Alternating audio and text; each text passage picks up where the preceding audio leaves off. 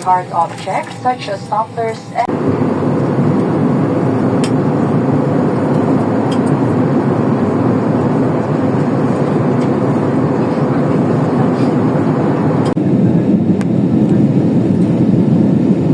Welcome, Philippines! Pagdating nga sa bahay, eto na, simulan na ang paglilinis.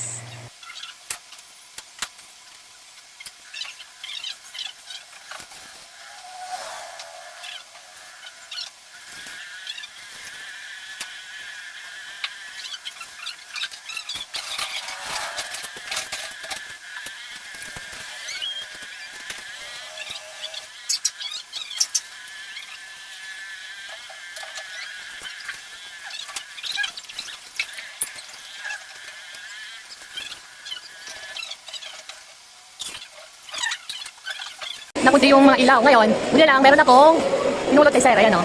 Ako na nagkapit. Ayun isa ko. Sabay talaga silang nakundi. Muli lang may mga napulot ako kay Sir na pinabangan ko. Wala ako maginawang pambili. Merienda time, pulutan, isaw at dugo, yum yum yum. Dahil nag-craving ako ng munamon or dilis, ito, puro dilis ang putahe ko ngayon. Tortang dilis, sinaing na dilis at kinilaw na dilis.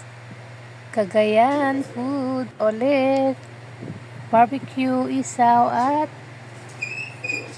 dugo ng manok, inuman na. Pang Cagayan food, yung bunga ng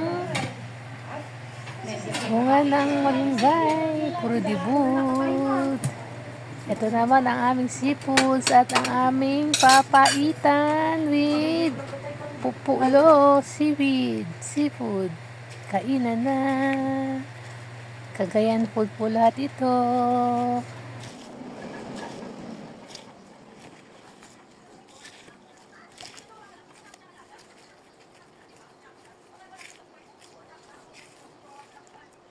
Ngayon naman mag-exercise tayo. Ito po ang aking second floor, hindi pa tapos. DIY na exercise.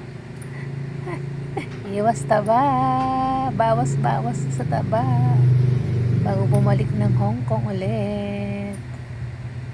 Sige, tira, Lola.